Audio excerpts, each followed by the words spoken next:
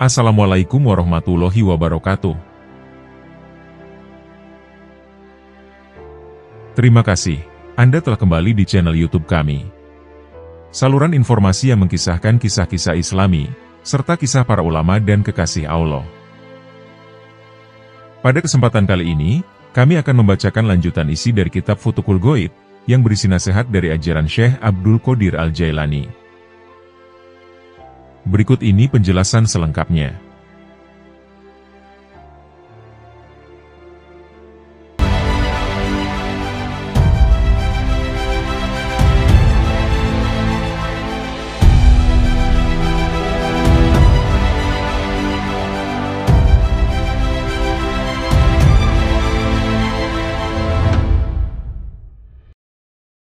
Risalah Syekh Abdul Qadir yang ke-21. Di dalam mimpiku, aku melihat setan dan seakan-akan aku berada di tengah-tengah kumpulan orang banyak.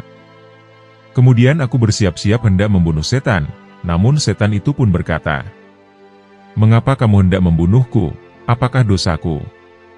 Jika Tuhan telah menakdirkan kejahatan itu terjadi, maka aku tidak berkuasa untuk merubahnya dan menjadikannya kebaikan.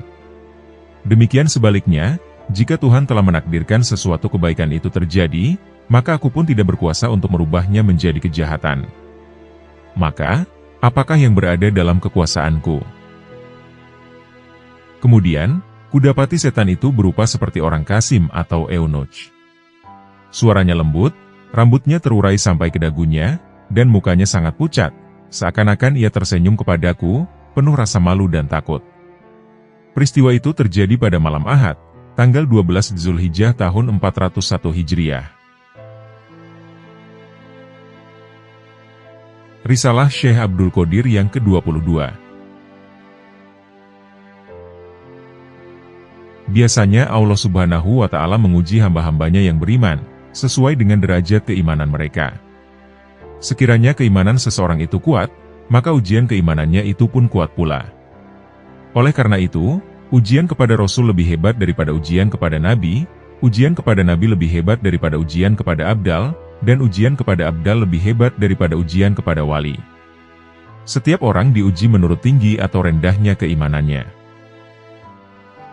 Nabi pernah bersabda, "Sesungguhnya ujian bagi kami, para Nabi, lebih hebat daripada ujian bagi orang-orang lain. Allah akan terus memberikan ujian ini kepada mereka, sesuai dengan tingkatan mereka, agar mereka senantiasa berada di samping Tuhan, dan agar tidak pernah lalai. Allah mengasihi mereka, dan Allah tidak mau orang yang dikasihinya itu jauh darinya. Oleh karena itu, ujian diibaratkan sebagai pengikat hati dan penjara mereka, serta menjauhkan mereka dari kecenderungan kepada apa saja yang bukan tujuan hidup mereka, dan menjauhkan mereka dari perasaan senang dan condong kepada apa saja, selain Allah yang Maha Pencipta. Apabila ini telah menjadi keadaan mereka yang abadi, maka hancurlah diri dan hawa nafsu amarah, serta kebinatangan mereka. Dapatlah mereka membedakan antara yang hak atau benar, dengan yang batil atau palsu. Segala tanda-tanda keserakahan dan kehendak mereka, terhadap kemewahan dan kebahagiaan hidup di dunia dan di akhirat, semuanya hilang lenyap dari sisi mereka. Dan mereka merasa tentram berada di sisi Tuhan, ridho dengan Allah, sabar terhadap ujian, selamat dari kejahatan makhluknya, dan mereka mendapat kepuasan di sisi Allah Subhanahu wa Ta'ala. Dengan demikian, kekuasaan hati akan bertambah hebat, dan dapat mengontrol anggota-anggota badan. Ujian dan bencana itu menguatkan hati, meneguhkan iman dan kesabaran, serta melemahkan nafsu-nafsu kebinatangan yang berada dalam diri. Karena, apabila kesusahan datang menimpa si mukmin, dan ia menunjukkan kesabaran dan keridoannya, serta berserah bulat kepada Allah, maka Allah akan ridho dan menolong mereka, serta memberi kekuatan kepada mereka. Allah Subhanahu wa Ta'ala berfirman, "Jika kamu bersyukur, sesungguhnya aku akan menambah lagi karunia itu." Apabila diri manusia itu menggerakkan hatinya, untuk mencari sasaran pemuasan hawa nafsu dan berfoya-foya, dan hati itu pun menurutinya saja, tanpa perintah dan izin Allah, maka akibatnya adalah lupa kepada Allah, menyekutukannya dan berbuat dosa. Lalu Allah akan menimpakan bencana, kesusahan dan derita kepada mereka yang lupa itu, dan pikiran serta hati mereka akan sakit. Jika hati mereka tidak mengindahkan panggilan pemuasan tersebut, sampai Allah mengizinkannya melalui ilham bagi para wali, dan wahyu bagi nabi dan rasul. Lalu tindakan diambil atas dasar ilham dan wahyu tersebut, baik berupa pemberian karunia maupun bukan, maka Allah akan memberikan ganjaran kepada hati itu berupa rahmat, ampunan, kesentosaan, keridoan, cahaya dan ilmu, kedekatan kepada Allah, terlepas dari segala kebutuhan, dan selamat dari bahaya dan bencana. Oleh karena itu, ketahuilah dan ingatlah selalu, serta selamatkan dirimu dari ujian dengan sungguh-sungguh dan waspada, tanpa tergesa-gesa menuruti panggilan pikiran dan kehendaknya, tetapi hendaklah kamu menunggu dengan sabar izin Allah, agar kamu selamat di dunia dan di akhirat kelak. Risalah Syekh Abdul Qadir yang ke-23. Puaskanlah hatimu dengan apa yang ada pada kamu, sampai datang takdir Allah untuk meninggikan derajatmu, di mana kamu diselamatkan dari kesusahan hidup di dunia dan di akhirat, dan dari dosa serta noda. Kamu akan dinaikkan ke derajat yang lebih tinggi, sehingga kamu puas dan bahagia. Apa yang telah ditetapkan untuk kamu, pasti akan kamu dapatkan. Dan apa yang tidak ditetapkan untuk kamu, maka kamu tidak akan mendapatkannya. Karenanya, senantiasalah kamu bersabar dan ridho, dengan keadaan yang telah ada pada kamu. Janganlah kamu berpura-pura pintar, dan menuruti kehendakmu sendiri, melainkan tunggulah sampai kamu mendapatkan perintah. Janganlah kamu bertindak sendiri, dan jangan pula kamu berdiam diri, karena hal ini akan merendahkan kedudukanmu, dan akan menganiaya dirimu sendiri. Tuhan tidak akan lupa kepada orang yang berbuat aniaya atau zolim. Sebagaimana firman Allah Ta'ala. Dan demikianlah kami jadikan sebagian orang-orang yang zolim itu menjadi teman sebagian yang lain, disebabkan apa yang mereka usahakan. Ketahuilah, bahwa kamu berada dalam istana raja yang maha berkuasa dan maha agung, yang tentaranya banyak tiada terhingga, yang perintahnya tidak boleh dibantah, yang kerajaannya tidak boleh diganggu-gugat, yang kekal dan abadi selamanya, yang ilmunya meliputi segala sesuatu, bahkan dapat melihat apa yang terdetik dalam hati sanubari. Kamu akan berbuat zolim terhadap dirimu sendiri, jika kamu digerakkan oleh hawa nafsu kebinatangan, berbuat sesuka hatimu sendiri, dan berbuat sesuatu yang menyekutukan Allah. Sebagaimana firman Allah Ta'ala. Sesungguhnya Allah tidak mengampuni dosa mempersekutukan sesuatu dengan Dia, dan Dia mengampuni dosa selain syirik itu, bagi siapa saja yang dikehendakinya. Barang siapa mempersekutukan sesuatu dengan Allah, maka sesungguhnya ia telah tersesat sangat jauh. Quran Surat An-Nisa, ayat 116. Jauhkanlah dirimu dari syirik, dan janganlah kamu mendekatinya. Segala gerak dan diammu pada siang dan malam hari, baik kamu seorang diri, maupun kamu berada di tempat yang ramai, hendaklah dibebaskan dari syirik itu. Berhati-hatilah terhadap dosa yang berbentuk bagaimanapun juga di dalam hati dan anggota badanmu. Jauhkanlah dosa batin dan dosa lahir. Janganlah kamu lari dari Tuhan, karena kamu tidak akan dapat melarikan dirimu darinya. Janganlah kamu melawannya, karena kamu akan dibinasakan olehnya. Janganlah kamu menentang perintahnya, karena jika kamu berbuat demikian, kamu akan dihinakannya.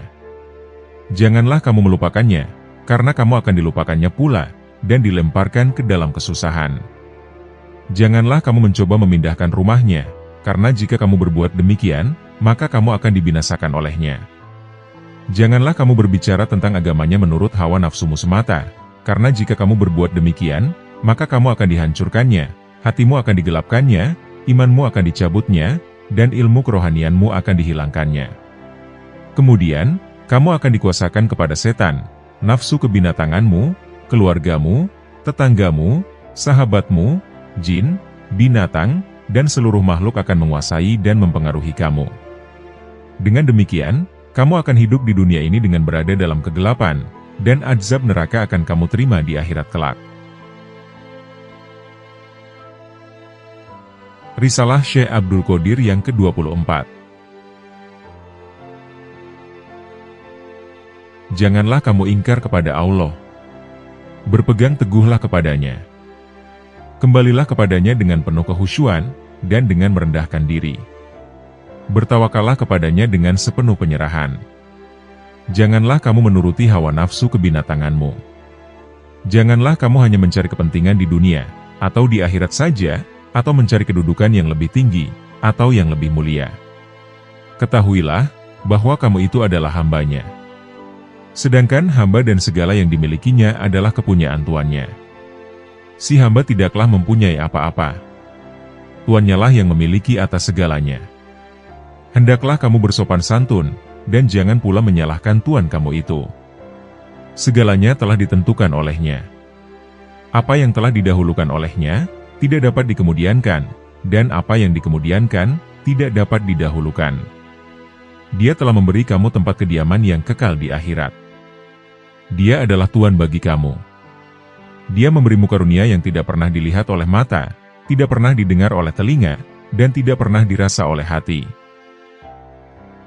Sebagaimana firman Tuhan, seorang pun tidak mengetahui apa yang disembunyikan untuk mereka, yaitu bermacam-macam nikmat yang menyedapkan pandangan mata, sebagai balasan terhadap apa yang telah mereka kerjakan.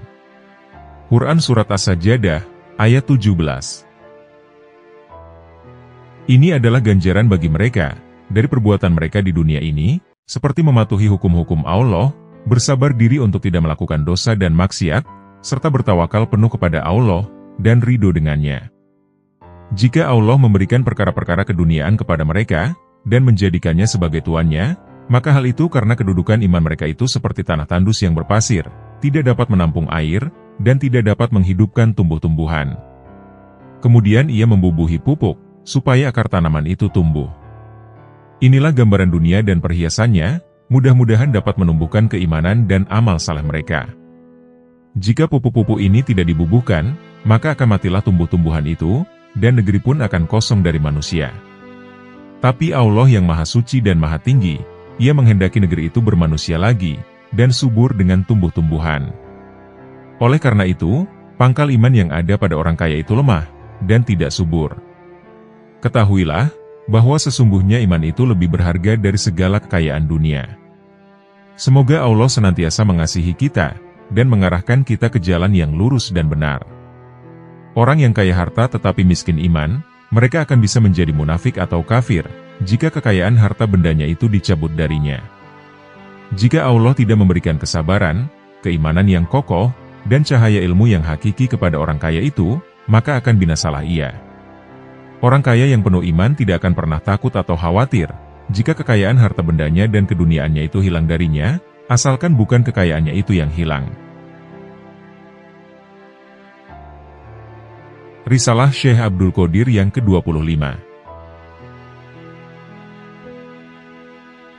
Wahai orang-orang yang miskin harta benda, mereka yang dijauhkan dari dunia, dan wahai orang-orang yang tidak terkenal, yang lapar dan dahaga, yang tidak berpakaian, yang remuk hatinya, yang berkelana dari satu masjid ke masjid lainnya dan tempat-tempat sunyi, yang dibenci oleh orang-orang lain, dan yang jauh dari cita-citanya. Janganlah kamu menyangka, bahwa Allah telah menjadikan kamu miskin papa, mencabut dunia dari kamu, memurkai kamu, memusuhi kamu, dan menghinakan kamu, padahal saudara-saudara kamu dilebihkan oleh Allah, dengan kesenangan dan kekayaan dunia ini. Janganlah kamu mengira, bahwa Tuhan itu menganiaya kamu. Sebab, kamu, keluargamu dan saudara-saudaramu adalah orang-orang Islam dan beriman juga, serta keturunanmu dan keturunannya adalah keturunan Adam dan Hawa pula. Allah menjadikan kamu seperti itu, karena kamu adalah orang yang suci, dan rahmat Allah yang berupa kesabaran, tawakal, keridoan, keimanan, dan ilmu, senantiasa meliputimu dengan tiada henti-hentinya. Cahaya iman dan tauhid akan menyelimuti hati kamu. Sehingga, timbullah pokok-pokok keimanan di dalam dirimu, dengan suburnya dan penuh dengan buah-buah yang ranum, serta lezat dengan cita rasanya. Pokok keimanan itu semakin bertambah besar dan tinggi, serta daunnya rindang tanpa diberi pupuk lagi. Apa yang telah ditentukan untuk kamu, pasti akan kamu terima, baik kamu sukai maupun tidak. Oleh karena itu, janganlah kamu tamak dan terburu nafsu, dan jangan pula kamu merasa sedih, lantaran kamu tidak mendapati apa yang telah didapati oleh orang lain. Apa yang tidak kamu miliki itu mempunyai dua kemungkinan. Pertama, bahwa ia adalah milik kamu, maupun yang kedua, bahwa ia adalah milik orang lain. Apa yang telah ditetapkan untuk kamu, pasti akan datang kepada kamu, dan kamu akan dibawa untuk mendapatkannya dengan segera. Dan apa yang bukan milikmu, akan dijauhkan dari kamu akan dijauhkan darinya, dan kamu pasti tidak akan mendapatinya. Oleh karena itu, berpuas hatilah kamu dengan apa yang ada pada kamu, patuhlah kepada Allah, dan janganlah kamu melihat selain Allah. Sebagaimana firman Allah, dan janganlah kamu tujukan kedua matamu kepada apa yang telah kami berikan kepada sebagian dari mereka, sebagai bunga kehidupan dunia, untuk kami cobai mereka dengannya. Dan karunia Tuhan kamu adalah lebih baik dan lebih kekal. Oleh karena itu, Allah tidak menyukai kamu menjadi tamak, dan menginginkan kepunyaan orang lain. Akan tapi, hendaknya kamu berpuas hati dan rela, dengan apa yang telah ada pada kamu, dan hendaklah kamu berserah diri kepada Allah. Apa yang tidak kamu punyai, itu adalah ujian bagi orang lain yang mempunyai. Apa yang kamu punyai, itu adalah lebih baik dan lebih bersih, daripada apa yang tidak kamu punyai. Jadikanlah ini sebagai jalan hidupmu dan perilakumu, agar kamu selamat, dan diberi kebahagiaan di dunia dan di akhirat. Sebagaimana firman Allah, tidak ada seorang pun yang mengetahui apa yang disembunyikan untuk mereka, yaitu bermacam-macam nikmat, yang menyedapkan pandangan mata, sebagai balasan terhadap apa yang telah mereka kerjakan.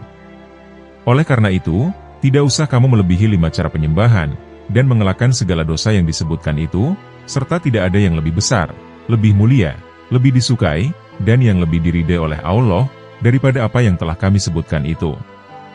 Semoga Allah memberikan daya dan upaya kepada kita semua, untuk melakukan apa yang disukai dan diridainya dengan karunia-Nya juga. Risalah Syekh Abdul Qadir yang ke-26. Hijab atau tabir yang menghalangi kamu itu tidak akan terbuka, sekiranya kamu tidak keluar dari makhluk, serta membebaskan hati dari makhluk dalam semua keadaan dan kedudukan hidup. Hijab itu juga tidak akan terbuka, sekiranya hawa nafsu kamu tidak hancur lebur, begitu juga tujuan dan kerinduan kamu kepada makhluk, serta kepada dunia dan akhirat. Hendaklah kamu menjadi seperti bak yang bocor, yang tidak berisikan air. Hendaklah kamu mengosongkan hatimu dari apa saja selain Allah, dan hendaklah hanya kamu penuhi dengan Allah semata-mata. Sehingga, kamu akan menjadi penjaga pintu hatimu, dan kamu akan diberi pedang ketauhidan, kekuatan, dan kekuasaan. Apa saja selain Allah, yang hendak merasuk ke dalam hatimu, hendaknya kamu putus dengan pedang ketauhidan, agar tidak ada lagi diri kamu, nafsu kamu, dan kerinduan kamu kepada dunia dan akhirat. Hendaklah Allah saja yang bersemayam di dalam hatimu itu. Jadilah kamu hamba Allah yang sejati, dan janganlah kamu menjadi hamba manusia, atau hamba pendapat mereka, atau hamba perintah mereka, dan atau hamba apa saja selain Allah. Apabila semua ini telah melekat di dalam dirimu dalam hidup ini, maka tabir kehormatan akan digantungkan di sekeliling hatimu, parit kemuliaan akan digali di sekelilingnya, kawasan keagungan akan mengelilinginya, dan hatimu akan dikawal oleh tentara hak dan tauhid. Di samping itu, pengawal-pengawal yang hak akan ditempatkan di dekatnya. Dengan demikian, setan, hawa nafsu kebinatangan, pengaruh manusia yang meruntuhkan, angan-angan kosong, dan apa saja yang merusakmu, tidak akan dapat menawan dan menerobos masuk ke dalam hatimu yang terkawal rapat itu. Jika telah ditakdirkan, manusia akan datang dengan tiada henti-hentinya kepada kamu, karena mereka hendak mengunjungi kamu yang telah diberi kemuliaan oleh Allah, agar mereka juga diberi cahaya, tanda-tanda yang terang, dan ilmu yang mendalam. Dan agar mereka melihat kekeramatan dan perkara luar biasa dari kamu, yang semua itu dapat menunjang usaha mereka untuk mendekatkan diri dan patuh kepada Allah. Maka semua itu tidak akan dapat menggoncangkan dan mempengaruhimu untuk merasa sombong dan bangga, ujub dan ria, serta menuruti nafsu yang merusakkan dan lain sebagainya. Tetapi kamu akan tetap bersama Allah, dan merendahkan diri kepadanya. Sekiranya kamu dikarunia Allah seorang istri yang cantik jelita, istrimu itu pun tidak akan mampu menggoncangkan iman kamu, dan kamu akan diselamatkan dari kejahatannya, serta akan diselamatkan dari memikul bebannya atau saudara-saudaranya. Istri adalah karunia Allah yang dilimpahkan kepadamu, dan Allah akan memelihara istrimu itu dari kerusakan akhlak, tidak dapat dipercaya, berbuat kejahatan, dan menyeleweng dari jalan yang lurus. Dia akan takluk kepada kamu, dia dan saudara-saudaranya akan membebaskan kamu dari beban nafkahnya, dan menjauhkan kamu dari segala kesusahan karenanya. Sekiranya dia melahirkan anakmu, maka anak itu akan menjadi anak yang soleh, bersih, dan menyenangkan pandanganmu. Sebagaimana firman Allah Ta'ala. Maka kami memperkenankan doanya, dan kami anugerahkan kepadanya Yahya, dan kami jadikan istrinya dapat mengandung. Sesungguhnya mereka adalah orang-orang yang selalu bersegera dalam mengerjakan perbuatan-perbuatan yang baik, dan mereka berdoa kepada kami dengan harap dan cemas. Dan mereka adalah orang-orang yang khusyuk kepada kami. Quran Surat Al-Anbiya, ayat 90. Allah Subhanahu wa Ta'ala juga berfirman, "Dan orang-orang yang berkata, 'Ya Tuhan kami, anugerahkanlah kepada kami istri-istri kami, dan keturunan kami, sebagai penyenang hati kami. Dan jadikanlah kami imam bagi orang-orang yang bertakwa.'" Quran Surat Al-Furqan, ayat 74. Allah Ta'ala juga berfirman, "Wahai Tuhanku, aku berharap anak itu kelak menjadi penerusku, yang akan mewarisi aku dalam tugas-tugasku sebagai penyeru umat, dan mewarisi dari keluarga Yakub yang melanjutkan tradisi dan agama Nabi Ibrahim. Kabulkanlah doaku, dan jadikanlah dia, wahai Tuhanku, seorang yang selalu diridha dan dirahmati." Quran Surat Maryam, ayat 6. Semua permintaan atau doa yang tersebut dalam ayat-ayat tadi, akan kamu terima dan berlaku bagi kamu, baik permintaan itu kamu tujukan kepada Allah, maupun tidak. Karena doa-doa itu khusus untuk orang-orang yang layak menerima karunia-Nya, dan dekat kepadanya. Sekiranya hal-hal keduniaan datang kepadamu, kamu tidak akan dapat dibahayakannya. Apa yang telah ditentukan untukmu, dengan kehendak dan ketentuan Allah, akan kamu rasakan dengan keadaan bersih. Tetapi hendaklah kamu patuh kepadanya, seperti dengan melakukan sholat 5 waktu, dan berpuasa pada bulan Ramadan.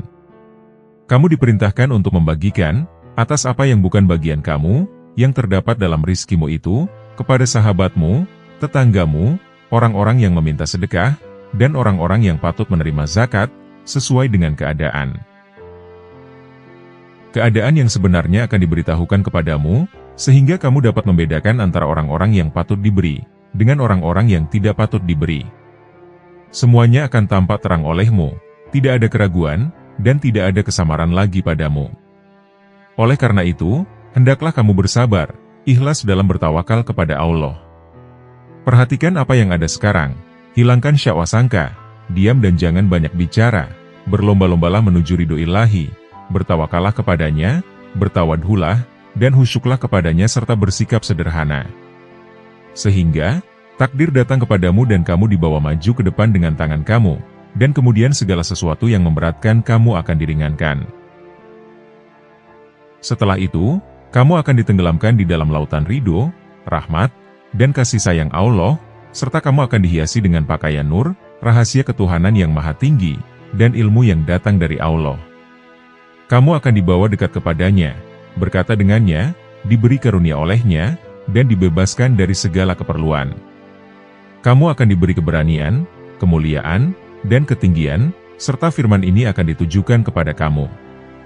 Dan sang raja berkata, "Bawalah Yusuf kepadaku, agar aku memilih dia sebagai orang yang rapat kepadaku." Maka tatkala raja telah bercakap-cakap dengan dia, dia kemudian berkata, "Sesungguhnya mulai hari ini, kamu akan menjadi seorang yang berkedudukan tinggi, lagi dipercayai pada sisi kami." Quran Surat Yusuf, ayat 54. Kemudian, cobalah perhatikan keadaan Nabi Yusuf alaihi salam, ketika kata-kata tersebut tadi ditujukan kepada beliau, yang melalui lidah Raja Mesir atau Fir'aun di negeri itu. Pada lahirnya, memang raja itu yang berkata. Tetapi sebenarnya Tuhanlah yang berkata seperti itu. Allah berfirman melalui lidah ilmu. Nabi Yusuf diberi kerajaan lahir, yaitu kerajaan Mesir. Dan beliau juga diberi kerajaan batin, yaitu kerajaan ilmu, kerohanian, akal pikiran, kedekatan kepada Allah, kemuliaan, dan ketinggian di sisi Allah.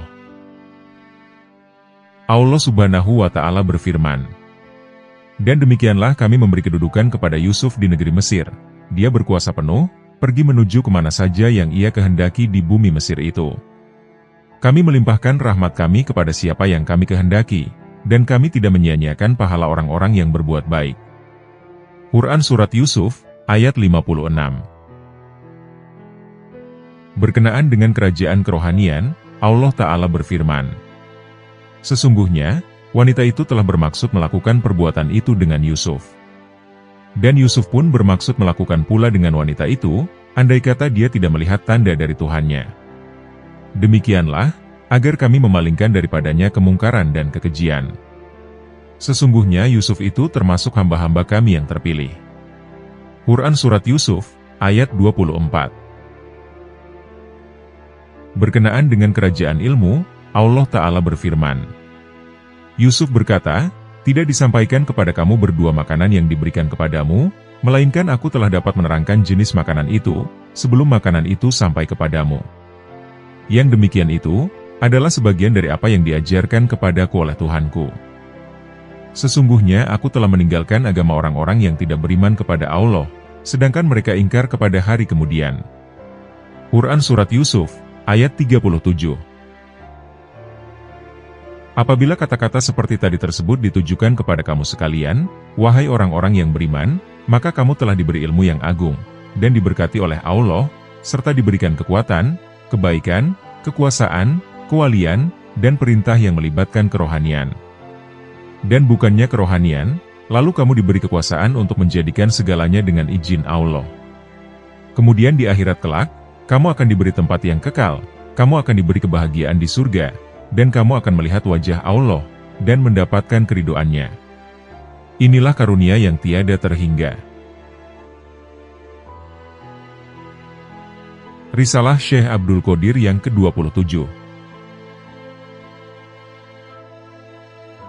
Anggaplah kebaikan dan kejahatan itu sebagai dua biji dari dua dahan yang berbeda, tetapi berasal dari satu akar yang sama. Satu dahan mengeluarkan buah yang pahit, sedangkan satu dahan lagi mengeluarkan buah-buah yang manis. Oleh karena itu, tinggalkanlah kampung dan pasar tempat buah-buahan itu dijajakan, dan jauhkanlah dirimu dari orang-orangnya. Pergilah ke akar itu sendiri, jadilah penjaga akar itu, dan dapatkanlah pengetahuan tentang kedua dahan dan buah tersebut, serta tentang sekitarnya, kemudian tetaplah kamu tinggal berada dekat dahan yang mengeluarkan buah-buahan yang manis. Makanlah buah yang manis itu, dan jadikanlah ia sumber kekuatanmu. Jauhkanlah dirimu dari dahan yang mengeluarkan buah-buahan yang pahit, karena buah-buahan itu mungkin dapat meracuni kamu. Jika kamu bersikap demikian, maka akan selamatlah kamu dari semua kejahatan, karena kejahatan dan bencana itu datang dari buah-buahan yang pahit itu. Jika kamu menjauhi akar itu, dan berada di tempat-tempat yang jauh, lalu buah-buah itu dibawa ke hadapanmu setelah dicampur adukan antara buah-buah yang manis dengan buah-buah yang pahit, sehingga kamu tidak lagi dapat membedakannya. Kemudian kamu terus memakannya, maka mungkin kamu akan mengambil buah yang pahit, dan terkena racun buah yang pahit itu. Jika pada mulanya kamu memakan buah yang manis, lalu manisnya itu masuk meresap ke dalam tubuhmu, dan kamu mendapatkan manfaat darinya serta menjadi bahagia, maka besar kemungkinan kamu tidak akan merasa puas dengannya, dan besar kemungkinan pula kamu akan memakan buah yang pahit. Sedangkan kamu tidak yakin, bahwa buah yang kamu makan itu adalah buah yang pahit, sehingga kamu akan mengalami apa yang telah aku katakan, yakni keracunan. Oleh karena itu, tidaklah baik kamu menjauhkan diri dari akar, dan tidak tahu tentang buah-buah itu. Keselamatan akan kamu dapatkan, jika kamu berada dekat akar itu. Kebaikan kejahatan adalah ketentuan Allah yang Maha Kuasa. Sebagaimana firman Allah Ta'ala. Mereka berkata, "Dirikanlah suatu bangunan untuk membakar Ibrahim, lalu lemparkanlah dia ke dalam api yang menyala-nyala itu." Quran Surat As-Saffat, ayat 97. Nabi Muhammad SAW pernah bersabda, Allah telah menjadikan manusia yang menyembelih, dan juga binatang yang disembelih. Perbuatan hamba Allah itu adalah ciptaan Allah, begitu pula hasil atau akibat perbuatan itu. Allah Subhanahu wa Ta'ala berfirman, yaitu orang-orang yang diwafatkan dalam keadaan baik oleh para malaikat, dengan mengatakan kepada mereka, "Salamun alaikum, masuklah kamu ke dalam surga itu, disebabkan apa yang telah kamu kerjakan." Quran Surat An-Nahl, ayat 32. Segala puja dan puji adalah bagi Allah yang Maha Pengasih lagi Maha Penyayang. Allah memberikan perbuatan itu kepada mereka. Dan Allah mengatakan bahwa masuknya mereka ke dalam surga itu adalah karena perbuatan mereka, padahal sebenarnya adalah karena pertolongan, izin dan rahmat Allah juga. Nabi Muhammad SAW bersabda, "Tidak ada orang yang masuk surga karena perbuatannya sendiri. Beliau ditanya, "Apakah engkau juga tidak, wahai Nabi Allah?" Beliau kemudian menjawab, "Ya, walaupun aku sendiri, kecuali jika Allah melimpahkan rahmat-Nya kepadaku." Ketika beliau mengucapkan hal itu, beliau meletakkan tangannya di atas kepalanya. Cerita ini disebutkan dalam satu hadits yang dibawa oleh Aisyah radhiyallahu anha. Oleh karena itu, jika kamu dapat melaksanakan perintah Allah, dapat melakukan kebaikan, dan mampu menjauhkan dirimu dari hal-hal yang haram, maka hendaklah kamu kembali dan berserah diri kepada Allah, yang telah menjadikan kamu dapat berbuat demikian. Dia akan melindungi kamu dari noda dan dosa, serta menambahkan kebaikan kepadamu. Dia akan memelihara kamu dari ternoda oleh dosa, baik berkenaan dengan hal agama, maupun dengan hal keduniaan. Berkenaan dengan hal keduniaan, Allah Ta'ala pernah berfirman, "Mengapa di waktu kamu mendengar berita bohong itu, orang-orang mukminin dan mukminat tidak bersangka baik terhadap diri mereka sendiri, dan mengapa tidak berkata, ini adalah suatu berita bohong yang nyata?" Quran Surat An-Nur, ayat 12. Berkenaan dengan hal keagamaan, Allah Ta'ala pernah berfirman, "Mengapa Allah akan menyiksamu, jika kamu bersyukur dan beriman? Dan Allah adalah Maha mensyukuri lagi Maha mengetahui." Quran Surat An-Nisa, ayat 147. Apa yang dapat dilakukan oleh bencana dan malapetaka terhadap orang yang beriman dan bersyukur, sedangkan dia lebih dekat kepada keselamatan daripada malapetaka, bahkan dia dalam keadaan senang lantaran dia bersyukur. Allah Ta'ala telah berfirman, "Dan ingatlah juga, tatkala Tuhanmu memaklumkan, sesungguhnya jika kamu bersyukur, pasti kami akan menambahkan nikmat kepadamu. Dan jika kamu mengingkari nikmatku, maka sesungguhnya azabku sangat pedih." Quran Surat Ibrahim, ayat 7. Bahkan iman kamu itu dapat memadamkan api neraka di akhirat kelak, dan api yang akan membakar orang-orang yang berdosa.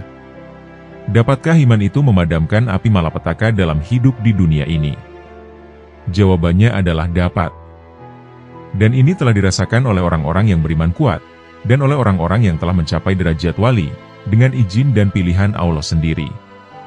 Setiap orang tidak akan lepas dari malapetaka yang menimpanya, tetapi hal ini dapat diatasi dengan keimanan yang benar-benar. Keimanan setiap orang akan diuji dengan malapetaka, bencana, kesusahan, dan penderitaan, akan tetapi semua itu hendaklah diatasi dengan keimanan yang kuat. Orang yang lulus dalam ujian itu dapat membersihkan dirinya, dan dalam dirinya akan timbul semangat tauhid. Hatinya akan dipenuhi dengan ilmu hakikat dan rahasia-rahasia Allah yang gaib, lalu orang itu pun akan bertambah dekat kepada Tuhan semesta alam. Hati itu diibaratkan sebagai sebuah rumah, dan rumah itu tidak boleh dihuni oleh dua orang, tetapi rumah itu harus dihuni oleh yang satu saja, yaitu Allah Subhanahu wa Ta'ala. Sebagaimana firman Allah Ta'ala, "Sekali-kali Allah tidak menjadikan bagi seseorang dua buah hati dalam rongganya, dan Dia tidak menjadikan istri-istrimu yang kamu zihar itu sebagai ibumu, dan Dia tidak menjadikan anak-anak angkatmu sebagai anak kandungmu sendiri. Yang demikian itu hanyalah perkataanmu di mulutmu saja. Dan Allah mengatakan yang sebenarnya, dan Dia menunjukkan jalan yang benar." Quran Surat Al-Ahzab, ayat 4. Allah juga telah berfirman, Dia berkata, "Sesungguhnya raja-raja apabila memasuki suatu negeri, niscaya mereka membinasakannya, dan menjadikan penduduknya yang mulia jadi hina, dan demikian pula lah yang akan mereka perbuat." Quran Surat An-Naml, ayat 34. Mereka menghinakan orang-orang yang mulia, dan menyusahkan orang-orang yang senang. Jika hatimu dikawal oleh setan dan oleh hawa nafsumu, maka hati itu pun akan mengawal anggota-anggota badan, lalu melakukan hal-hal yang tidak senonoh. Jika hati itu telah dibersihkan dari perkara-perkara tadi, maka iman akan subur, dan hati itu pun akan diduduki oleh tauhid, iman, dan ilmu Allah. Semua ini baru akan didapati setelah menempuh berbagai cobaan dan godaan. Nabi Muhammad pernah bersabda, "Kami, para nabi adalah golongan yang paling berat diuji, sedangkan yang lainnya adalah sesuai dengan taraf mereka." Baginda Nabi juga pernah bersabda, "Aku lebih mengetahui Allah daripada kamu, dan aku lebih takut kepada Allah daripada kamu." Orang yang dekat kepada raja, haruslah selalu waspada dan bersopan santun. Apabila derajat di sisinya dinaikkan, maka risikonya pun semakin besar, karena orang itu harus berterima kasih kepadanya, mengabdikan dirinya kepadanya, dan jika sedikit saja dia menyeleweng dari perintahnya, maka berarti dia menentangnya. Allah Ta'ala telah berfirman, "Wahai istri-istri Nabi, barang siapa di antara kamu mengerjakan perbuatan keji yang nyata, niscaya akan dilipat gandakan siksaan kepada mereka 2 kali lipat. Dan adalah demikian itu mudah bagi Allah." Quran Surat Al-Ahzab, ayat 30. Allah Ta'ala telah berfirman, "Demikian kepada mereka, karena karunia-Nya kepada mereka telah disempurnakan, dengan membawa mereka berada di sisi Nabi. Bagaimanakah kedudukan seseorang yang dekat kepada Tuhan, Allah Maha Tinggi, dan tidak ada sesuatu pun yang serupa dengannya." Allah Ta'ala telah berfirman, "Dia, pencipta langit dan bumi, Dia menjadikan bagi kamu dari jenis kamu sendiri berpasang-pasangan, dan dari jenis binatang ternak berpasang-pasangan pula, dan kemudian dijadikannya kamu berkembang biak dengan jalan itu. Tidak ada sesuatu pun yang serupa dengan Dia, dan Dialah yang Maha Mendengar, lagi Maha Melihat." Quran Surat Asy-Syura, ayat 11. Risalah Syekh Abdul Qadir yang ke-28. Kamu menginginkan kesentosaan, kebahagiaan, keselamatan, kedamaian, keberkatan dan kemerdekaan, sedangkan kamu masih saja berada dalam proses penghapusan nafsu-nafsu kebinatanganmu, kamu masih berjuang dengan hawa nafsumu, masih juga ingin kembali ke dunia atau ke akhirat, dan masih ada sisa-sisa semua itu dalam diri kamu. Berjuanglah lagi sampai kamu kuat. Jangan terburu-buru, dan berjalanlah dengan lambat, asalkan kamu selamat. Bersihkan diri kamu dari sisa-sisa semua itu. Kamu belum masuk ke dalam fana, selagi kamu masih mempunyai keinginan-keinginan kepada dunia, atau makhluk-makhluk lain. Dengan lain perkataan, kamu masih juga menginginkan selain Allah. Jika kamu telah dapat melepaskan hati kamu dari apa saja selain Allah, maka barulah kamu bisa terlepas dari ikatan-ikatan yang menambat kamu untuk menuju kepada Allah. Apabila kamu telah terlepas dari semua itu, dan kamu sedang berada di hadapan Allah, maka kamu akan dimuliakan, dan firman Allah berikut ini akan ditujukan kepada kamu. Dan Raja berkata, "Bawalah Yusuf kepadaku, agar aku memilih dia sebagai orang yang rapat kepadaku." Maka tatkala Raja telah bercakap-cakap dengan dia berkata, "Sesungguhnya kamu mulai hari ini menjadi seorang yang berkedudukan tinggi, lagi dipercayai pada sisi kami." Quran Surat Yusuf, ayat 54. Setelah itu, barulah kamu akan diberi kebahagiaan, kesentosaan, kasih sayang dan ridho ilahi. Kamu akan didekatkan kepadanya, dan segala rahasia ilahi tidak lagi tertutup bagi kamu. Kamu akan dibebaskan dari seluruh keperluan apa saja, dan kamu berada di sisi Tuhan. Tidakkah kamu melihat emas, baik buatannya itu baik maupun buruk, dari berbagai bentuk dan rupa, bertukar-tukar tangan pada pagi hari ataupun petang hari, dari dan ke tangan penjual barang, penjual obat, penjual daging, tukang kulit, tukang kayu, penjual minyak, tukang sapu dan orang-orang lainnya. Emas-emas itu dipungut, dikumpulkan, dan diletakkan dalam alat pelebur oleh tukang-tukang emas, lalu dilebur dengan menggunakan api. Setelah itu, emas-emas itu dikeluarkan dari tempat pelebur itu, ditumbuk, dilembutkan, dan diukir, supaya menjadi alat perhiasan yang indah. Emas itu dijadikan perhiasan, dan disimpan di tempat-tempat yang aman, rumah-rumah orang kaya, di dalam lemari, di dalam peti dan lain sebagainya. Emas itu juga mungkin dijadikan perhiasan badan oleh kaum wanita. Boleh jadi, orang yang memakainya itu adalah seorang yang ternama, atau para raja-raja. Begitulah emas itu diambil dari tempatnya semula, sampai berada di tempat-tempat yang baik, seperti istana-istana dan lain sebagainya. Oleh karena itu, wahai orang-orang yang beriman, jika kamu bersabar dan mengikuti takdir ilahi, serta dengan tulus ikhlas berserah diri kepada Allah dalam seluruh keadaan, maka kamu akan didekatkan oleh Allah ke sisinya dalam dunia fana ini, dan kamu akan dikarunia ilmunya dan ilmu-ilmu, serta rahasia-rahasia lainnya. Kemudian di akhirat kelak kamu akan ditempatkan di dalam surga yang aman, damai, beserta para rasul, para nabi, orang-orang siddiq, para syuhada, dan orang-orang saleh di dalam kedekatan kepadanya, dan di dalam rumahnya dengan menikmati kasih sayangnya. Oleh karena itu, bersabarlah, dan janganlah terburu-buru. Ridolah dengan takdir ilahi, dan janganlah muram, karena jika kamu berbuat demikian, kamu akan sulit untuk mendapatkan ampunannya, ilmunya, kasih sayangnya, dan keridoannya. Risalah Syekh Abdul Qadir yang ke-29. Nabi Muhammad SAW pernah bersabda, kemiskinan itu hampir dapat membawa kekufuran. Orang yang benar-benar hamba Allah akan percaya kepadanya, dan menyerahkan seluruh keadaan dirinya kepadanya. Ia percaya kepada karunia-Nya, pemberian rizkinya, dan yakin bahwa apa saja yang telah ditetapkan oleh Allah baginya, pasti akan ia dapati, serta apa saja yang dijauhkan oleh Allah darinya, pasti tidak akan ia dapati. Sebagaimana firman Allah Ta'ala, apabila mereka telah mendekati akhir iddahnya, maka rujukilah mereka dengan baik, atau lepaskanlah mereka dengan baik, dan persaksikanlah dengan 2 orang saksi yang adil di antara kamu, dan hendaklah kamu tegakkan kesaksian itu karena Allah. Demikianlah diberi pengajaran dengan itu, orang yang beriman kepada Allah dan hari akhirat. Barang siapa yang bertakwa kepada Allah, niscaya Dia akan mengadakan baginya jalan keluar, dan memberinya rizki dari arah yang tiada disangka-sangkanya. Dan barang siapa yang bertawakal kepada Allah, niscaya Allah akan mencukupkan keperluannya. Sesungguhnya Allah melaksanakan urusan yang dikehendakinya. Sesungguhnya Allah telah mengadakan ketentuan bagi tiap-tiap sesuatu.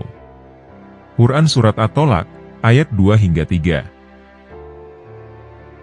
Allah berfirman demikian itu, ketika hambanya berada dalam keadaan senang dan damai.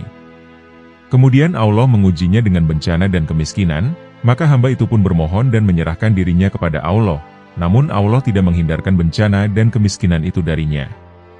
Ketika itu, betullah apa yang disabdakan oleh Nabi Muhammad SAW. Kemiskinan itu hampir dapat membawa kekufuran. Mereka yang dilayani oleh Allah dengan lemah lembut, akan dihindarkan oleh Allah dari bencana dan kemiskinan itu.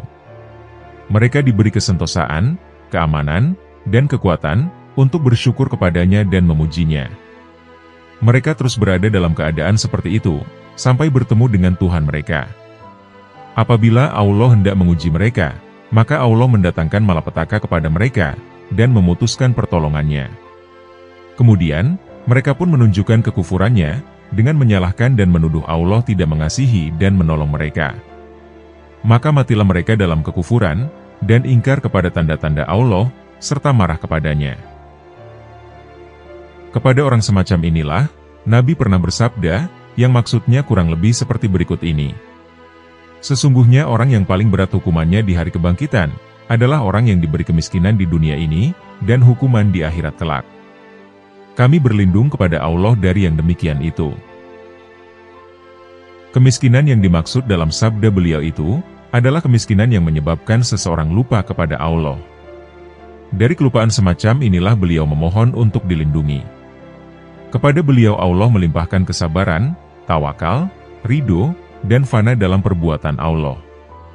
Beliau adalah manusia pilihan, Rasul-Nya, pemimpin seluruh nabi, raja seluruh wali, yang dipertuan agungkan oleh seluruh hamba Allah, seorang alim, dan seorang yang besar di sisi Tuhan, yang dapat memberikan syafaat dan bimbingan kepada seseorang, untuk sampai ke hadirat Tuhan serta sekalian alam. Allah memelihara beliau dengan kasih sayangnya, baik pada waktu siang maupun malam hari, baik dikala beliau sendirian maupun dikala beliau berada di tengah-tengah halayak ramai, dan baik secara terang-terangan maupun secara sembunyi, sampai beliau kembali menemui Tuhannya. Risalah Syekh Abdul Qadir yang ke-30. Mungkin kamu bertanya-tanya, apa yang harus aku lakukan, dan cara apa yang harus aku pergunakan untuk mencapai tujuanku? Untuk ini, kamu diperintahkan untuk menetap di tempatmu, dan jangan melanggar batasmu, sampai diberi jalan oleh Allah, yang memerintahkan kepadamu untuk menetap di tempat manapun kamu berada. Allah Ta'ala telah berfirman, wahai orang-orang yang beriman, bersabarlah kamu, dan kuatkanlah kesabaranmu, tetaplah bersiap-siap di perbatasan negerimu, dan bertakwalah kepada Allah, supaya kamu beruntung. Quran Surat Ali Imran, ayat 200. Wahai orang-orang yang beriman, Allah menyuruhmu supaya bersabar, berlomba-lomba dalam kesabaran, berpegang teguh kepada kesabaran itu, dan senantiasa berhati-hati. Semua ini dijadikan sebagai bagian dari diri kamu. Selanjutnya, kamu diperintahkan supaya taat kepada Allah, jika kamu kehilangan kesabaran. Oleh karena itu, janganlah kamu menghilangkan kesabaranmu. Ketahuilah, bahwa kebaikan dan keselamatan itu terletak pada kesabaran. Nabi Muhammad SAW telah bersabda, perumpamaan sabar dengan iman itu, bagaikan kepala dengan badannya. Dinyatakan, bahwa segala sesuatu itu akan ada balasannya, sesuai dengan ukurannya masing-masing. Akan tetapi, balasan kesabaran itu tidak ada batasannya. Allah Ta'ala telah berfirman, katakanlah, wahai hamba-hambaku yang beriman, bertakwalah kepada Tuhanmu. Orang-orang yang berbuat baik di dunia ini memperoleh kebaikan. Dan bumi Allah itu adalah luas. Sesungguhnya hanya orang-orang yang bersabarlah, yang dicukupkan pahala mereka tanpa batas. Quran Surat Az-Zumar, ayat 10. Oleh karena itu, apabila kamu taat kepada Allah, bersabar, dan selalu menjaga batas-batas yang telah ditentukan oleh Allah, maka Allah akan memberi kamu pahala. Allah Ta'ala telah berfirman, apabila mereka telah mendekati akhir iddahnya, maka rujukilah mereka dengan baik, atau lepaskanlah mereka dengan baik, dan persaksikanlah dengan 2 orang saksi yang adil di antara kamu, dan hendaklah kamu tegakkan kesaksian itu karena Allah. Demikianlah diberi pengajaran dengan itu orang yang beriman kepada Allah dan hari akhirat. Barang siapa yang bertakwa kepada Allah, niscaya Dia akan mengadakan baginya jalan keluar, dan memberinya rizki dari arah yang tiada disangka-sangkanya. Dan barang siapa yang bertawakal kepada Allah, niscaya Allah akan mencukupkan keperluannya. Sesungguhnya Allah melaksanakan urusan yang dikehendakinya. Sesungguhnya Allah telah mengadakan ketentuan bagi tiap-tiap sesuatu. Quran Surat At-Tolak, ayat 2-3. Tetaplah kamu bersabar bersama orang-orang yang menyerahkan dirinya kepada Allah, sehingga jalan keluar datang kepadamu. Karena Allah telah menjanjikan kecukupan kepadamu, sebagaimana firman-Nya tadi. Dan barang siapa yang bertawakal kepada Allah, niscaya Allah akan mencukupkan keperluannya. Tetaplah kamu bersabar dan bertawakal kepada Allah, bersama orang-orang yang berbuat baik kepada orang lain. Allah menjanjikan pahala untuk ini, seperti firman-Nya berikut ini. Ketika mereka duduk di sekitarnya. Quran Surat Al-Buruj, ayat 6. Dan Allah mengasihimu karena kebaikan ini, sebagaimana firman-Nya berikut ini. Dan bersegeralah kamu kepada ampunan dari Tuhanmu, dan kepada surga yang luasnya seluas langit dan bumi, yang disediakan untuk orang-orang yang bertakwa. Quran Surat Ali Imran, ayat 133. Karenanya, maka kesabaran adalah sumber segala kebaikan dan keselamatan, baik di dunia ini maupun di akhirat kelak. Dan melalui kesabaran ini, si mukmin meningkat naik, ke taraf keadaan berserah diri dengan tulus ikhlas kepada Allah, menyesuaikan dirinya dengan perbuatan Allah, dan kemudian ia mencapai keadaan tenggelam atau fana di dalam perbuatan Allah, dan ini adalah keadaan badaliyat atau ghebiyat. Maka, hendaklah kamu bersungguh-sungguh untuk mencapai peringkat atau keadaan ini, supaya kamu tidak menjadi hina di dunia ini, dan di akhirat kelak, dan supaya kamu tidak kehilangan kebaikan serta kenikmatan ini. Risalah Syekh Abdul Qadir yang ke-31. Jika terdapat di dalam hatimu suatu perasaan benci atau sayang kepada seseorang, maka telitilah perbuatannya itu berdasarkan Al-Quran dan hadis. Jika benci kamu itu sesuai dengan Al-Quran dan hadis, maka bergembiralah kamu, karena kamu bertindak sesuai dengan Allah dan Rasul-Nya. Tetapi, jika benci kamu itu tidak sesuai dengan Al-Quran dan hadis, maka ketahuilah, bahwa sesungguhnya kamu telah mengikuti hawa nafsu kamu. Jika kamu membenci orang itu karena terpengaruh oleh hawa nafsu kamu, maka berarti kamu tidak berlaku adil, dan kamu telah menentang Allah dan Rasul-Nya. Oleh karena itu, kembalilah kamu kepada Allah, bertobatlah karena kebencian kamu itu. Dan bermohonlah kepadanya, supaya kamu mengasihi orang itu dan orang-orang lain, yang terdiri atas orang-orang yang beriman, wali-walinya, orang-orang pilihannya, dan orang-orang saleh dari hamba-hambanya, serta hendaklah kamu menyesuaikan dirimu dengan Allah di dalam mengasihi orang itu. Bersikaplah kamu terhadap seseorang, seperti kamu bersikap terhadap orang yang kamu kasihi.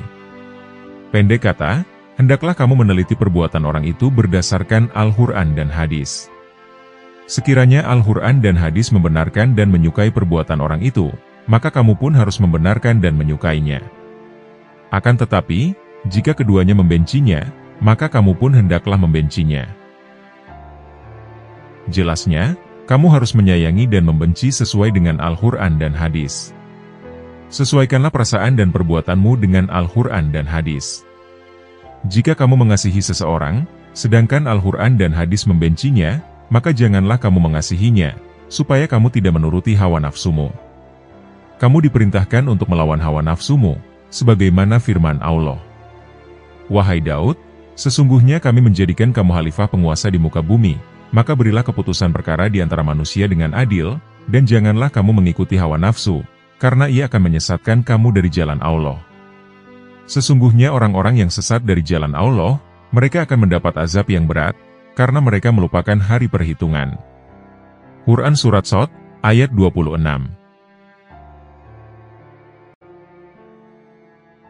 Risalah Syekh Abdul Qadir yang ke-32. Mungkin kamu berkata, siapa saja yang aku kasihi, maka kasihku padanya itu tidak akan kekal. Kami selalu saja berpisah, baik karena berjauhan, mati, bermusuhan, atau kehilangan harta. Oleh karena itu, kamu diberitahu, dan sadarkah kamu, wahai orang-orang yang percaya kepada Allah, bahwa kamu diberi karunia, dipelihara dan dijaga dengan sebaik-baiknya. Tidakkah kamu mengetahui, bahwa Allah itu cemburu? Dia menciptakan kamu hanya untuk Dia saja, tetapi mengapa kamu menghendaki yang lain selain Dia? Tidakkah kamu mendengar firman-Nya berikut ini?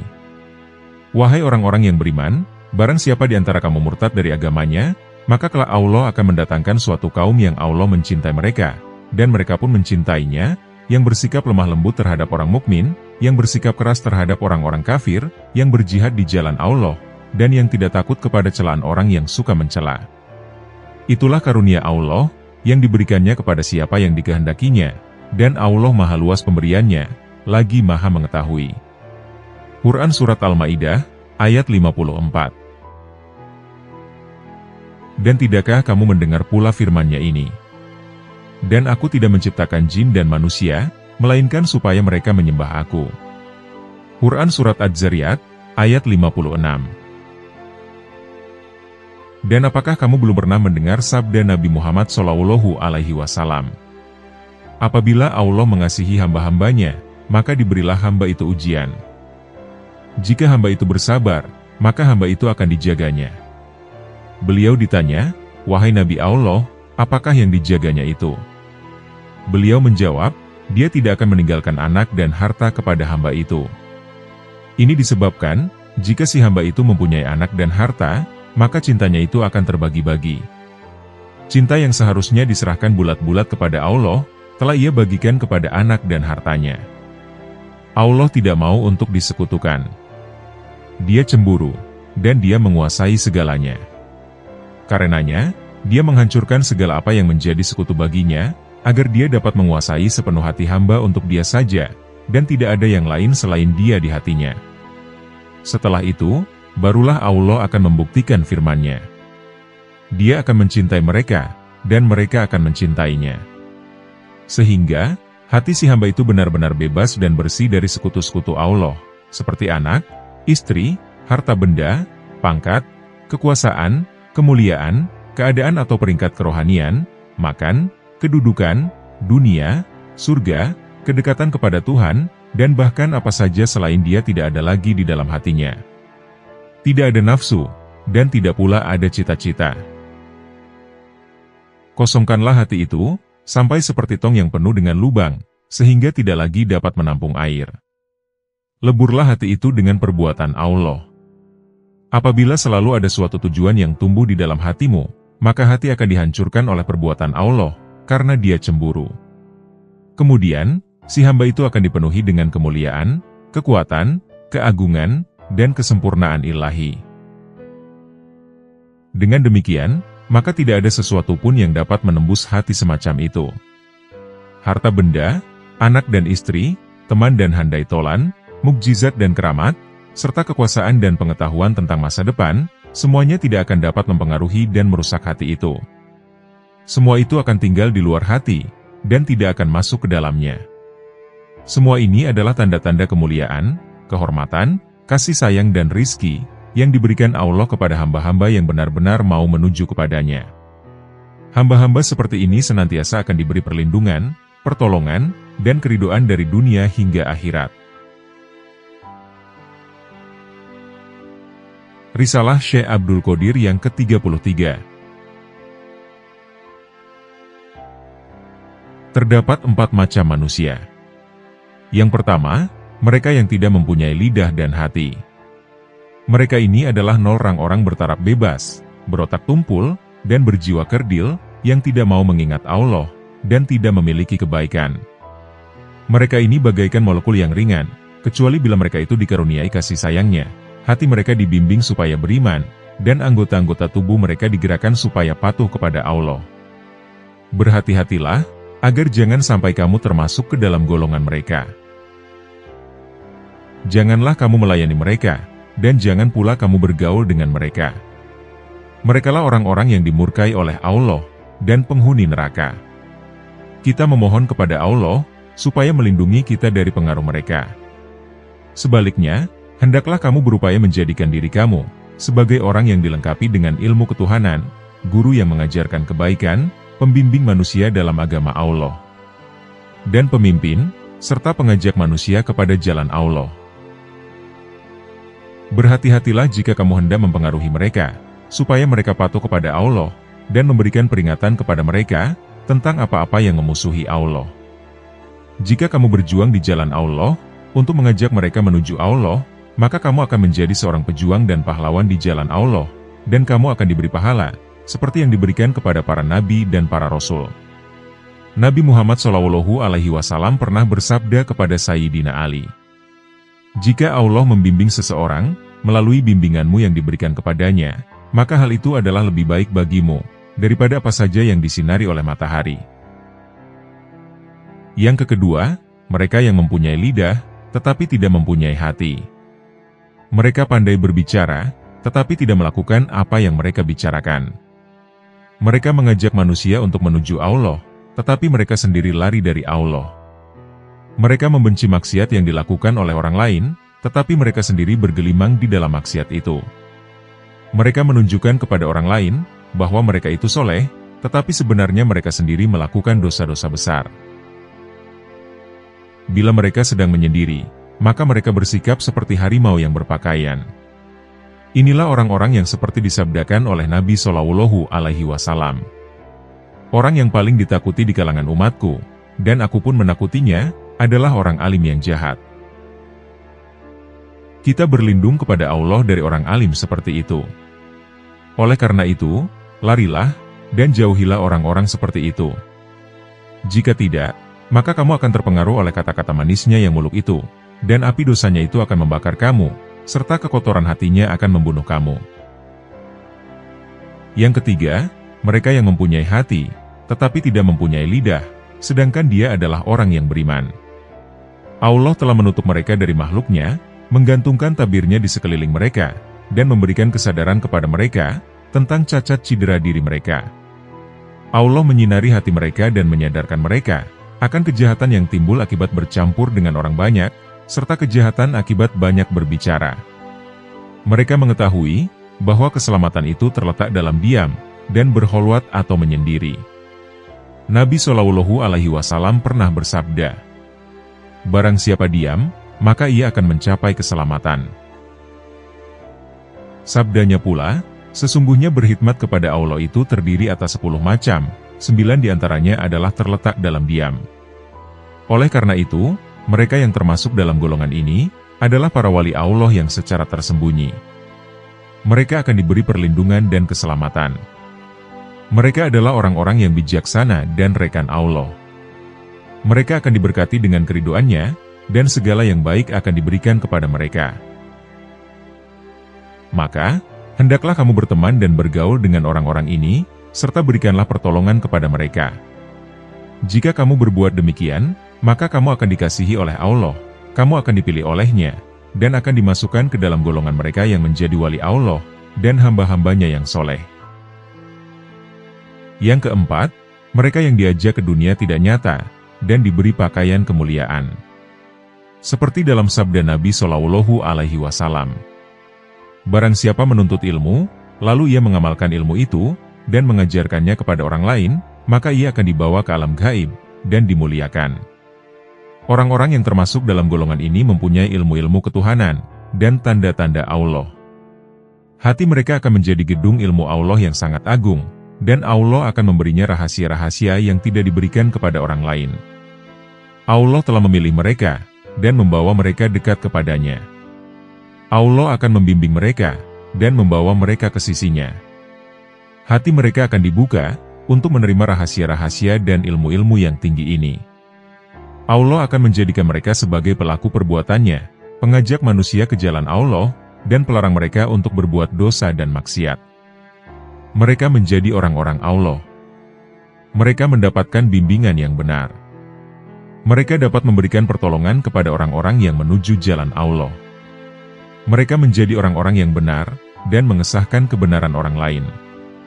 Mereka diibaratkan sebagai pantulan sinar para nabi dan rasul Allah.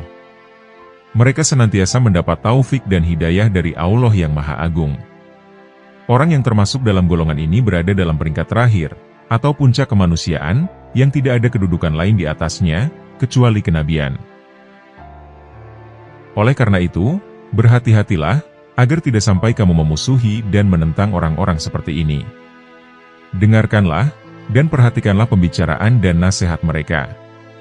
Karena, keselamatan itu berada dalam memperhatikan pembicaraan mereka, dan berdampingan dengan mereka.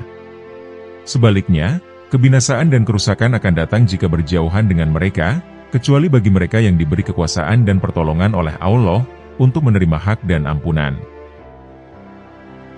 Demikianlah, aku telah membagi manusia atas 4 golongan. Sekarang, terserah kepada kamu untuk mengintrospeksi diri kamu sendiri, jika memang kamu berpikir.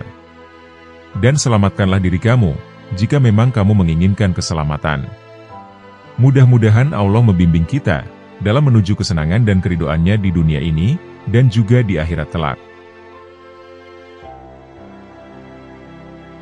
Risalah Syekh Abdul Qadir yang ke-34. Sungguh mengherankan, jika kamu membuat Tuhanmu murka, menyalahkannya, atau mengatakan bahwa Dia tidak adil, merendahkan pemberian, atau menyingkirkan mara bahaya. Tidakkah kamu mengetahui, bahwa setiap kejadian atau peristiwa itu telah ditetapkan masanya, dan setiap mara bahaya itu telah ditetapkan temponya, yang tidak boleh ditangguhkan atau dipercepat. Masa bahaya tidak dapat ditukar dengan masa aman, dan masa aman pun tidak dapat ditukar dengan masa huru-hara. Oleh karena itu, hendaklah kamu bersopan santun, diam, dan jangan banyak bicara, bersabar, berserah diri sepenuhnya dengan tulus ikhlas kepadanya, menyesuaikan kehendakmu dengan kehendaknya, dan bertobat kepada Allah karena kesalahan yang telah kamu perbuat. Manusia dan makhluklah yang tunduk takluk kepada Allah, dan bukannya Allah yang tunduk takluk kepada manusia dan makhluk. Kembalilah kepada manusia untuk meminta kepadanya, dan Dia akan memberikan permintaannya. Tetapi, tidak selalu Allah akan memberi permintaan hamba-hambanya. Kembalilah kepada Allah, baik Dia akan mengabulkan, maupun tidak mengabulkan permintaan hamba-hambanya. Dialah yang Maha Agung dan Maha Kaya, dan Dialah yang Maha berdiri sendiri, tanpa mempunyai sekutu. Dia menjadikan sesuatu, dan Dia menentukan kebaikan atau kejahatan. Dia mengetahui awal dan akhir, serta tujuan makhluk. Allah yang Maha Tinggi dan Maha Agung itu Maha bijaksana di dalam berbuat, dan Maha tegas di dalam membuat peraturan, serta tidak ada yang berlawanan di dalam perbuatannya itu. Dia tidak menjadikan sesuatu dengan sia-sia, atau tanpa tujuan. Pekerjaannya bukan merupakan permainan. Tidaklah wajar, jika di dalam perbuatannya itu terdapat cacat atau celah, karena Dia Maha bijaksana, lagi Maha tahu. Hendaklah kamu bersabar menanti, jika kamu belum dapat menyesuaikan dirimu dengan Dia, belum dapat menunjukkan penyerahanmu kepadanya, dan memfanakan dirimu kepadanya, sampai takdir ilahi datang pada tempo yang telah cukup, dan masa bertukar pun telah datang, bagaikan siang berganti malam, atau musim panas berganti musim dingin. Jika kamu meminta cahaya siang di waktu malam, tentulah kamu tidak akan diberi. Malam tetap malam, tidak ada cahaya siang di waktu itu. Oleh karena itu, sabarlah menanti sampai malam itu berakhir, dan siang pun datang. Demikian sebaliknya, jika pada waktu siang kamu meminta kegelapan malam, maka tidak mungkin kamu akan mendapatkannya. Sebab, siang itu tetap siang, dan kamu meminta bukan pada tempatnya. Maka, hendaklah kamu selalu ridho, sabar, dan berpegang teguh kepada Tuhan yang Maha Tahu itu. Percayalah, bahwa apa yang telah ditetapkan untuk kamu itu, pasti akan kamu dapatkan, dan apa saja yang telah ditetapkan untuk orang lain itu, pasti tidak akan pernah kamu dapatkan. Demikianlah yang aku percayai, kecuali jika kamu meminta kepada Allah dengan mengharapkan pertolongannya, dengan sholat dan berdoa bersungguh-sungguh, menyembahnya, patuh kepadanya, dan menjalankan perintahnya, seperti firman-Nya berikut ini. Dan Tuhanmu berfirman, berdoalah kepadaku, niscaya akan kuperkenankan bagimu. Sesungguhnya orang-orang yang menyombongkan diri dari menyembahku, mereka akan masuk neraka jahanam dalam keadaan hina dina. Quran Surat Ghafir, ayat 60. Dan terdapat firman-Nya yang lain pula. Dan janganlah kamu iri hati, terhadap apa yang dikaruniakan Allah kepada sebagian kamu, yang lebih banyak dari sebagian yang lain. Karena, bagi orang laki-laki ada bagian daripada apa yang mereka usahakan, dan bagi para wanita pun ada bagian dari apa yang mereka usahakan. Dan mohonlah kepada Allah sebagian dari karunia-Nya. Sesungguhnya Allah Maha mengetahui segala sesuatu. Quran Surat An-Nisa, ayat 32. Dan masih banyak lagi keterangan-keterangan lainnya, baik dari ayat-ayat maupun sabda-sabda Nabi. Jika kamu berdoa kepadanya, maka Dia akan mengabulkan doamu itu, dalam tempo yang telah ditentukannya, dan di akhir tempo itu. Itu pun bila Dia menghendaki, dan ada kebaikan bagi kamu di dalam hal ini, baik di dunia ini, maupun di akhirat kelak. Atau karena semua itu bertepatan dengan takdir-Nya, dan di ujung waktu yang telah ditetapkan oleh-Nya. Janganlah kamu menyalahkan Tuhanmu, jika permohonanmu lambat Dia terima. Dan janganlah kamu bosan untuk meminta, karena sebenarnya kamu tidak akan merasa untung, dan juga tidak akan merugi. Jika permintaan kamu itu tidak diterima di dunia ini, maka Allah akan memenuhinya di akhirat kelak. Ada suatu hadis Nabi yang menyatakan, bahwa di hari kebangkitan kelak, hamba-hamba Allah akan mendapatkan buku, yang memuat catatan-catatan tentang perbuatan hamba-hambanya. Dalam buku itu diterangkan, bahwa ada perbuatan baik yang tidak diketahui oleh hamba itu. Maka ketika itu akan diberitahukan kepadanya, bahwa balasan yang diterimanya ini, adalah sebagai ganti dari doanya di dunia, yang ditakdirkan untuk tidak diterimanya. Sekurang-kurangnya, hamba itu harus selalu ingat kepada Allah, berpegang teguh kepadanya, dan bertauhid kepadanya, sambil memohon kepadanya. Janganlah kamu meminta kepada makhluk, tetapi memintalah kepada Allah. Oleh karena itu, dalam pertukaran siang dengan malam, sehat dengan sakit, waktu perang dengan waktu aman, atau waktu senang dengan waktu susah, kamu berada dalam salah satu di antara dua keadaan di bawah ini. Yang pertama adalah, baik kamu memohon, tetap berpuas hati, rela dan menyerah kepada perbuatan Allah, seperti mayat yang sedang dimandikan, atau seperti bayi yang berada di pangkuan ibunya, dan atau seperti bola yang berada di kaki pemain. Orang seperti ini, dengan sukarela selalu mengikuti apa yang ditakdirkan Tuhan. Jika kebaikan datang kepadanya, maka ia bersyukur, sebagaimana firman-Nya berikut ini. Dan ingatlah juga, tatkala Tuhanmu memaklumkan, sesungguhnya jika kamu bersyukur, pasti kami akan menambah nikmat-Ku kepadamu. Dan jika kamu mengingkari nikmat-Ku, maka sesungguhnya azab-Ku sangat pedih. Quran Surat Ibrahim, ayat 7.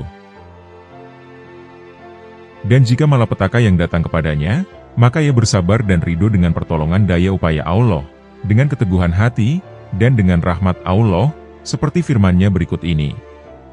Wahai orang-orang yang beriman, jadikanlah sabar dan sholat sebagai penolongmu, sesungguhnya Allah beserta orang-orang yang sabar. Quran Surat Al-Baqarah, ayat 153. Dengan kata lain, Dia beserta orang-orang yang sabar dengan karunia-Nya yang berupa pertolongan dan kekuatan, sebagaimana firman-Nya berikut ini. Wahai orang-orang yang beriman, jika kamu menolong agama Allah, niscaya Dia akan menolongmu, dan meneguhkan kedudukanmu. Quran Surat Muhammad, ayat 7. Apabila kamu telah menolong Allah dengan jalan menumpaskan hawa nafsumu, tidak menyalahkan Dia, dengan menghindarkan diri dari tidak rela terhadap perlakuannya kepadamu, kamu menjadi musuh bagi diri kamu sendiri karena Allah bersedia memotongnya dengan pedang, jika Ia bergerak hendak kufur atau syirik, dan menghancurkannya dengan kesabaran dan bersesuaian dengan Allah. Dan dengan kamu rela terhadap perbuatan dan janji-janjinya, maka Allah akan menjadi penolong kamu. Allah Subhanahu wa Ta'ala telah berfirman, dan berikanlah berita gembira kepada orang-orang yang sabar, yaitu orang-orang yang apabila ditimpa musibah, mereka mengucapkan innalillahi wa inna ilaihi rojiun, sesungguhnya kami adalah milik Allah, dan kepadanyalah kami kembali. Quran Surat Al-Baqarah, ayat 155 hingga 156. Mereka inilah yang mendapatkan limpahan rahmat Allah, dan merekalah pengikut-pengikut jalan yang benar. Yang kedua, maupun kamu bermohon kepada Allah dengan sholat dan berdoa dengan sepenuh harapan, mengagungkannya dan patuh kepadanya. Ya, serulah Allah, sebab itulah yang baik untuk kamu lakukan, karena Allah sendiri menyuruh kamu untuk bermohon kepadanya, menghadapkan diri kepadanya, dan menjadikannya sebagai jalan untuk mencapai kesenanganmu, utusanmu kepada Dia, dan perhubunganmu dengannya. Dengan syarat, kamu tidak menyalahkannya dan membuatnya murka, sekiranya permohonanmu Dia tangguhkan, sampai masa yang akan datang, dan yang telah ditentukannya. Oleh karena itu, perhatikanlah perbedaan di antara dua alternatif itu. Janganlah kamu melampaui batas-batas keduanya, karena tidak ada alternatif lain selain dua alternatif tersebut. Maka berhati-hatilah kamu, agar jangan sampai kamu menjadi orang yang zolim, dan melampaui batas. Jika kamu zolim dan melampaui batas, maka Allah akan membinasakan kamu, dan membiarkan kamu seperti orang-orang sebelum kamu, yang telah dibinasakan dan dihancurkan oleh Tuhan di dunia ini, dan di akhirat kelak kamu akan disiksa, dan dihukum dengan siksaan yang amat pedih. Segala puja dan puji hanyalah bagi Allah, yang Maha Besar, lagi Maha Agung.